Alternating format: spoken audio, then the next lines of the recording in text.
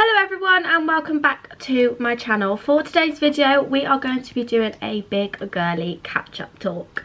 Now if you're a man, a woman that doesn't really want to listen to this, then just click off this video and just watch my next one.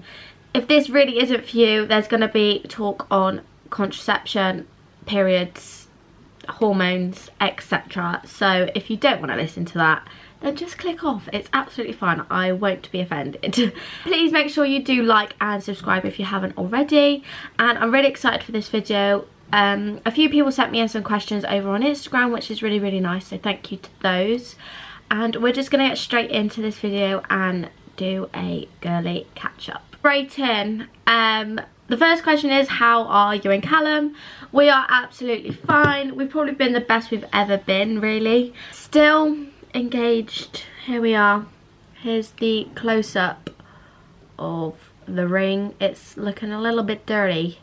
The only issue with my ring is we have actually got a few issues with it, so we have to go to the shop at some point and get it sorted out, because I'm not letting Callum pay the amount he did for me to have problems with it. So not me personally having problems, but there's just things with the ring that isn't quite right. So we are going to get that sorted at some point. But yes, we're still engaged. We have got a lot of plans ahead of us. And yeah, we are just really good in general. So thank you so much for asking that question. Opinions on the pressure to look a certain way on social media. How do you deal with it? Now, I have this conversation with my sister a lot because she also does YouTube, Instagram, TikTok. And we always say, and as bad as it's probably going to sound from my behalf, and I don't know if anyone else that's a small YouTuber or trying to want to do so well with their channel or wanting to do social media like myself full time eventually, it's as if your face fits. Like, you have to look a certain way. People prefer you look in a certain way, and I don't know why.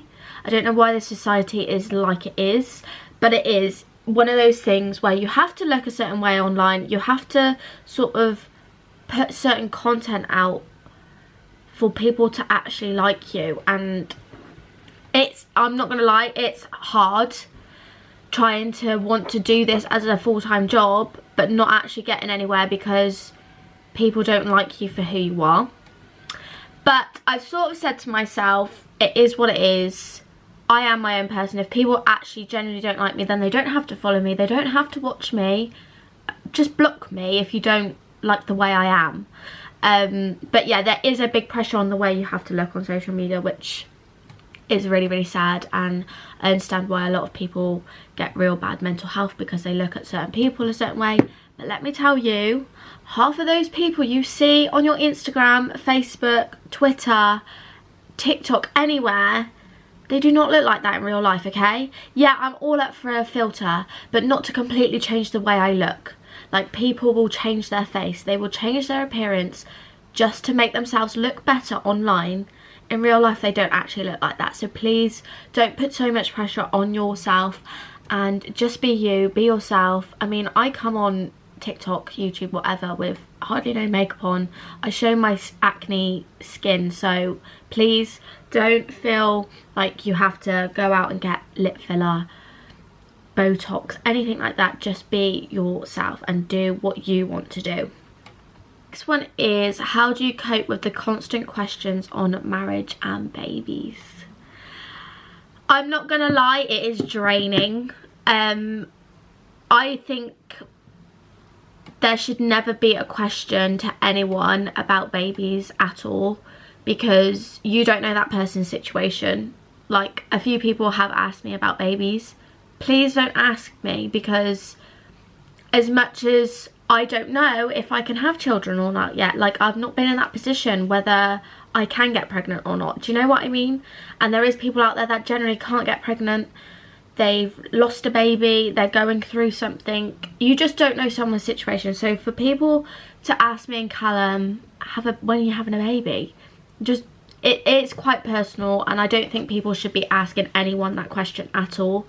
Whether it just be them asking Callum, please don't ask us that question, because like I said, you don't know our situation. we don't know if we can have a baby. Do you know what I mean? Like, we've never been through that situation. So whether I can have children or whether I can't, that is our own personal side of things. But I am so excited to have a child when the time is right. And yeah, I can't wait to start a family with Callum. But whether that's in like 2-3 years time or this year, whenever it will happen, it will happen. But yeah, I don't think personally people should ask people that question. And questions on marriage, I'm all up for. Ask me, ask away. Do you know what I mean? I'm so excited to get married. We're hoping to get married in 2025, which is literally 2 years away. But we've got a few things that we want to put into place first. But yeah, 2025 is going to be hopefully the year we get married. I talk about it all the time to Callum, and he's just like, let it go over his head. I think boys aren't really that into it as much as girls, if you know what I mean. Like, obviously Callum wants to get married to me, he proposed to me, but it's more the girl side of things, isn't it? So yeah, anyone can ask me about marriage, I'm absolutely fine about that. But baby side of things, I think people just need to sort of take a step back and think, oh, actually maybe we shouldn't ask that question. So yes, it will happen when it happens. Best tips about being confident. Now this is a hard one because I'm not the most confident person in the world. I'm not gonna lie. I've had days where I'm literally at my lowest point of confidence, and then another day I'm like skyrocket high of confidence. You just gotta be yourself. Don't be fake. Don't be completely different to how you actually are, whether that be online or in person. Don't change yourself. And the biggest thing I'd say for confidence is to love yourself. You've got to have so much self-love for you to become a confident person. And I've started to like love myself a bit more, just loving my body and the way I am, and have started to accept that this is me. I'm not going to change myself for someone else, to please someone else. Callum loves me for who I am. My family love me for who I am. My friends love me for who I am. And that is the way it should be. So being confident, just go for it. Don't give a cahoot about what anyone else thinks about you or anyone around you. Do you know what I mean? Just be yourself. And it is probably the best advice I could probably give, is just to love yourself. Best advice on relationships. Now, I've been with Callum for 9 years, so I feel like I'm a good person to come to on this. We've obviously had our ups and downs, but we've never actually, within those 9 years, ever broken up. We've never taken a break, I don't think. We've had big arguments, small arguments, we've bickered, but we've got through it. And I think that is the main thing. If you love someone so much, you will work through things. Trust me when I say that. Communication is key.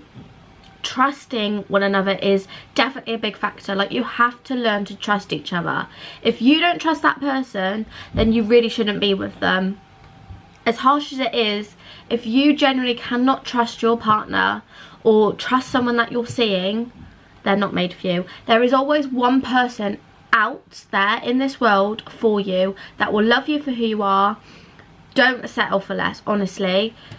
I've had previous relationships before Callum. Obviously, I got with Callum when I was 14, so I was young. And I got with people when I was quite young before. But trust me, Callum is definitely the one. Quite a few of the similar questions. So I got contraception, does it affect you in any way? Pill, periods, skin, hormones, etc. So I'm going to answer this. So I am not on any contraception anymore. I come off in December 2022. And I've been off it now, so it'll be like 4 months I've been off it. December, January, February, March, April. Yeah, 4 months I've not been on the pill, not been on any contraception at all. And I feel bloody amazing for it. I was on the pill for 8 years, 8 long years, and it really did affect me in a lot of ways. It affected my body, my mental health, my anxiety, literally everything you can think of. For this tiny pill to do something like that to your body, it makes me think like what they actually generally put in this pill. So my anxiety was horrendous. I would probably be on edge 24/7. That is gone. That is no longer existent, really. I get the odd anxiety now and then about things, but nothing crazy. Periods, that is one of the reasons why I come off the pill, because my periods were so painful to the point like I was in agony on the floor, crouched down crying, to the point I had to get my mum to ring the doctors for me, because it almost felt like I needed to push something out and something was stuck. As gross as it sounds, but that's how I felt down there. And I was like, Mum, something's not right. I was literally crying in pain, couldn't move, and they didn't want to see me. They only wanted to speak to me over the phone. Gave me like some period pain tablets. I didn't even use them because the side effects, I'm a bit funny with tablets. I read the side effects and I didn't like the way it sounded, so I didn't take those. I literally took Panadol. I think that's what it is. I'll have to like search it, but I took period pain tablets just from Boots and they worked fine.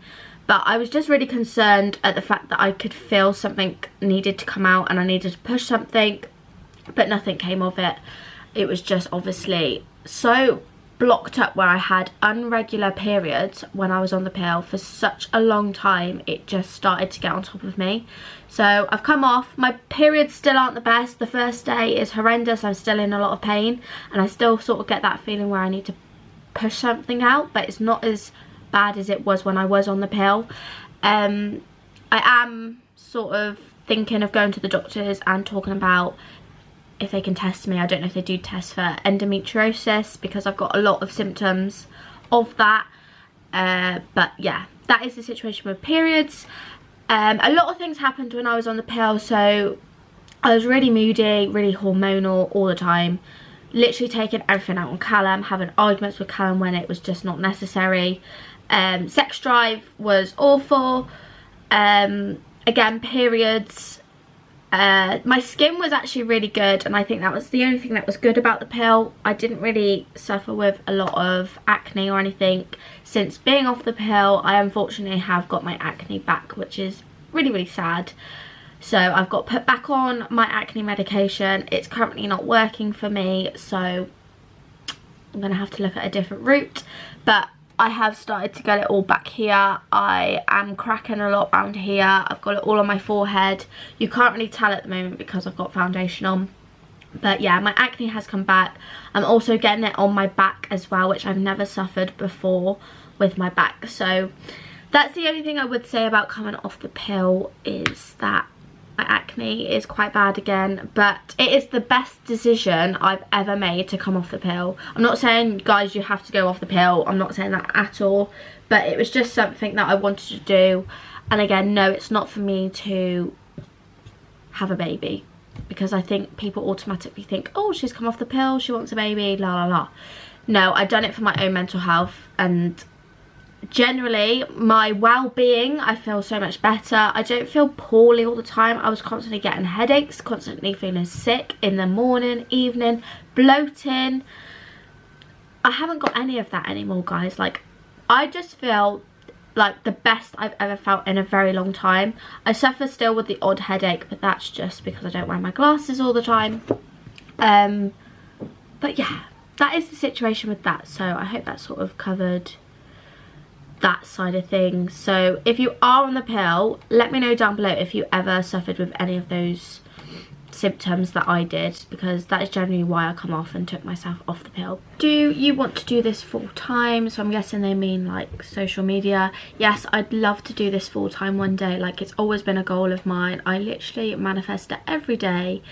Things have started happening to me, not gonna lie, as in getting emails for collaborations, which I don't think people of these brands would even contact me, but they have. Just done a collaboration with OVERDUE, which is just insane. Like, I've always said I've wanted to work with them. So yeah, good things are happening, hopefully more to come this year. But yeah, I just really would love to just wake up every morning and just film for you guys. Like, I literally love doing it. So yeah, that's why I'm not going to take a really long break like I did last time, because that is just ridiculous, because I love doing content for you guys. Still got lots of questions about my pill. Are you on the pill? As I know you mentioned something about it in your recent video. Obviously I have covered that subject. I finished the pill back in December, so I'm not on anything at the moment. how has life been recently? It's been okay. It's been a bit up and down. A few weeks ago I went through a stage where I was just not loving life at all. Had a conversation with people, my mum, other people, just let it air out. And I think it's always better when you like air something out on how you're feeling than just bottling it up. Sometimes I just feel a bit down with life. I think it's just mainly the pressure of getting older, wanting to settle down with Callum, have a house, get married, have kids, all that jazz. But it's just not our time yet, and it will come. And people do say, you know, the time will come when it's right, la la la, it's your time, you'll get there. But it's hard to hear those words when you want something so bad. Like, I definitely want the house so bad, to the point like I get myself angry and upset over it. But yeah, it will just take time. It will come, hopefully this year, hopefully next year. But yeah, fingers crossed. But life has been okay. Again, situation with like money side of things, people don't realise what you actually go through financially. So people just need to take a step back and realise about other people's situations. But yeah, I'm not going to go into too much of that either, because it's not the appropriate thing to say on here. But yeah, I think people just need to realise what money people do have, what they can and can't afford, etc. How's house hunting going? Any updates? So we are obviously still wanting to buy. We are looking into shared ownership. We actually need to make an appointment with the bank to see if we are actually eligible to buy a shared ownership house or not.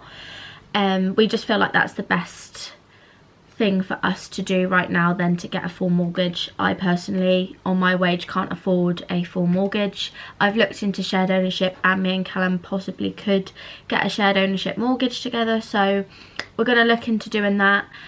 Obviously want to stay in our area, which is Tewkesbury, so it's just finding the right house, seeing how much we are able to afford. We are definitely always looking every day, even though we don't know how much we can afford, and saving and stuff, so it is going well.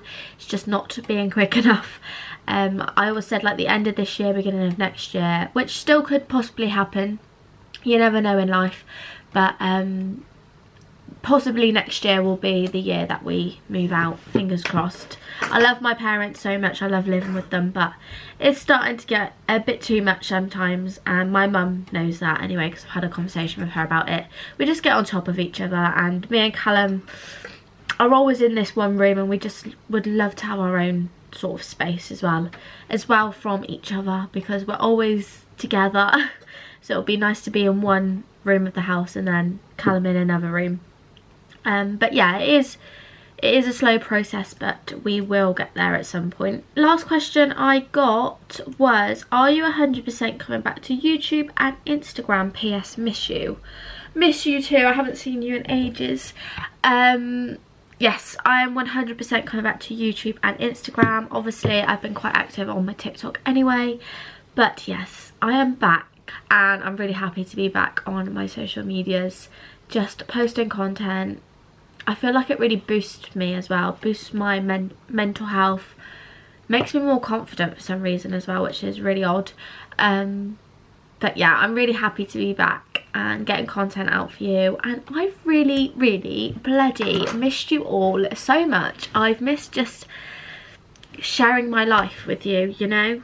I love making memories with my family when I make videos, and just to watch them and look back on them. I know Ella Rose literally watches my videos all the time, which is my younger niece. So yeah, it's nice to just watch all those type of videos. So yeah, I hope you did really enjoy this girly catch-up video. I am just so excited to be back doing what I love doing. Anything you want me to film, please let me know down below, and I hope I've answered some questions on situations that may help you. And also, basically, I've been gone for like 3-4 months off of YouTube, so we needed a little bit of a catch up anyway. So yeah, I hope you did really enjoy, and I will see you next time in my next video. Bye guys.